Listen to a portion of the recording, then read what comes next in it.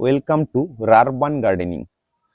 আজকে আপনাদের সামনে আমি একটি হোয়াইট লঙ্ঘনের চারা রোপণ করে দেখাবো। এই চারাটি আমি একটি অনলাইন চ্যানেলের মাধ্যমে, একজন চ্যানেলের যিনি মালিক তার কাছ থেকে এটা নিয়ে এসেছি। তো এই গাছটি আজকে আমি টবে প্রতিস্থাপন করব। তো আমাদের এই ওয়েদারে যদিও লঙ্ঘন খুব একটা ভালোভাবে যে ফলন দেয় সেরকমও কিন্তু না, মোটামুটি ফলন দিচ্ছে দেখছি বিভিন্ন জায়গাতে। তো আমার ছাদ বাগানেও আমি একটি লঙ্ঘনের গাছ রাখতে চাচ্ছি। কি ফলন দেয় সেটা পরবর্তীতে বোঝা যাবে, কিন্তু জিনিসটা খুবই সুস্বাদু এবং দেখতেও খুব ভালো লাগে। তাই আমি যেহেতু এই মুহূর্তে একটি মাত্রই লঙ্ঘন গাছ আমার ছাদে রাখবো, তাই আমি হোয়াইট লঙ্ঘনের দিকে আমি যাচ্ছি। তো আমি এই গাছটা নিয়েছি, 1200 টাকা গাছের দাম নিয়েছে এবং 150 টাকা নিয়েছে কুরিয়ার সার্ভিস এবং ডেলিভারি সব মিলিয়ে আর কি, প্যাকেজিং সহ আর কি। তো এটা কলকাতার দিক থেকে আমি নিয়ে এসেছি, ওখান থেকে অনলাইনে এসেছে। এখানে ওনাদের ট্যাগিংও আছে কোম্পানির, এখানে হোয়াইট লঙ্ঘন লেখাও আছে। গাছটা আছে মোটামুটি, খুব বড় না, কিন্তু মানে হেলদি আছে, কিন্তু খুব বড় প্রকৃতির গাছ না। তো আমি এটাকে এখন প্রতিস্থাপন করব। তার জন্য আমার মাটি তৈরি করাই থাকে মোটামুটি, যেটা আমি মাটি নর্মালি তৈরি করি সব গাছের ক্ষেত্রেই। বিশেষ কোনো স্পেশাল গাছ ছাড়া হলে মাটি মোটামুটি এই মাটিটা আমি ইউজ করি। এখানে যেরকম আপনার 50% গার্ডেন সয়েল আছে, 30% দিয়েছি আপনার গোবর সার দিয়েছি আমি, শুকনো গোবর একদম আমি গ্রামের বাড়ির দিক থেকে নিয়ে এসেছিলাম। শুকনো গোবর আছে 30%। আর এখানে ওই 15% অর্থাৎ 15%-এর কাছাকাছি আছে আপনার যেটা আপনার কোকোপিট আছে। আর ওই 5%-এর মতো আছে আপনার বালি মিক্স করেছি। যদিও এই মাটিটা আগের থেকে একটু এঁটেলের মধ্যে বালির ভাবটা ছিল, দানা দানা। এটা আমি এক জায়গা থেকে একবারে এক পিক আপ ভ্যান করে আমি সংগ্রহ করেছিলাম। তো যেহেতু বালির ভাগটা আগের থেকে হালকা ছিল, সেই জন্য বালি আর আমি এক্সট্রা করে মিক্স করিনি। তাই সব মিলিয়ে মোটামুটি আপনার ধরুন ওই 50% গার্ডেন সয়েল, 30% ভার্মি কম্পোস্ট বা আপনারা গোবর সার ইউজ করবেন, আর 10% থেকে 15% কোকোপিট ব্যবহার করবেন। সেটা মাটিটার কন্ডিশন দেখে, কেমন জল ধারণ ক্ষমতা ওর কেমন, তার মধ্যে কেমন আপনার বালির পরিমাণ কেমন আছে, এটার উপর নির্ভর করে কিন্তু বালি আর কোকোপিটটা মিক্স করবেন।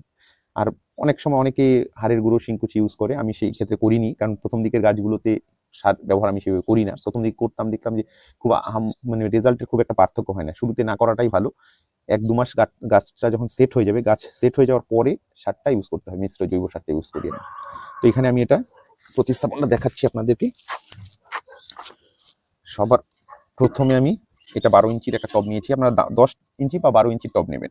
যেহেতু আমাদের শিলিগুড়ির এখানে টবগুলোর একটা ডিমেরিটস আছে, নিচের দিকে দেখুন অনেকটা ছোট থাকে টবগুলো, এদিকে রাউন্ডটা দেখুন অনেক কম।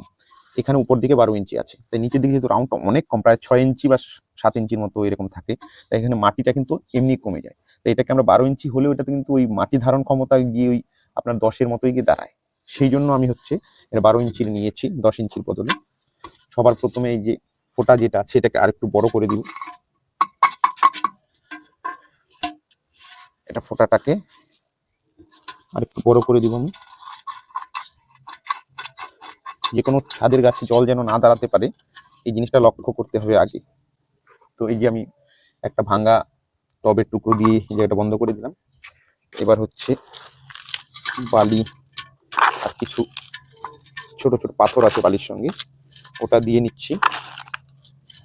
দিয়ে এই ড্রেনেজ হোলের জায়গাটাতে কভার করে দিলাম।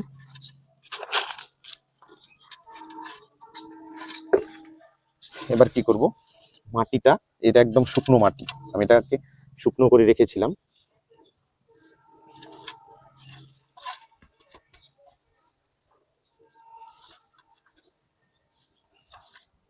একদম শুকনো আছে মাটিটা।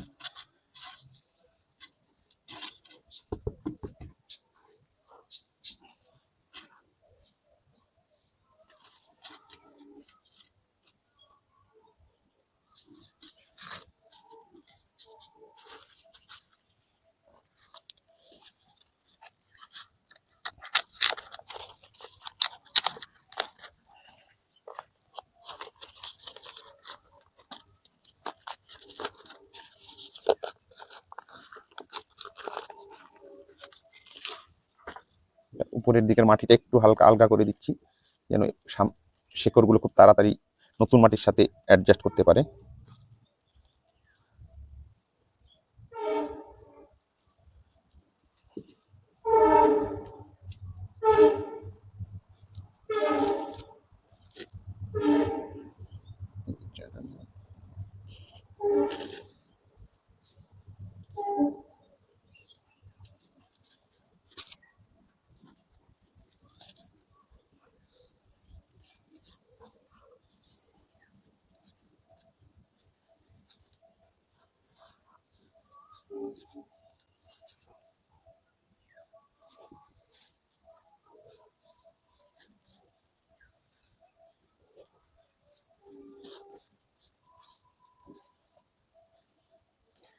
গাছটাকে হোয়াইট লঙ্গনের এই গাছটাকে এখানে স্থাপন করা হয়ে গেল।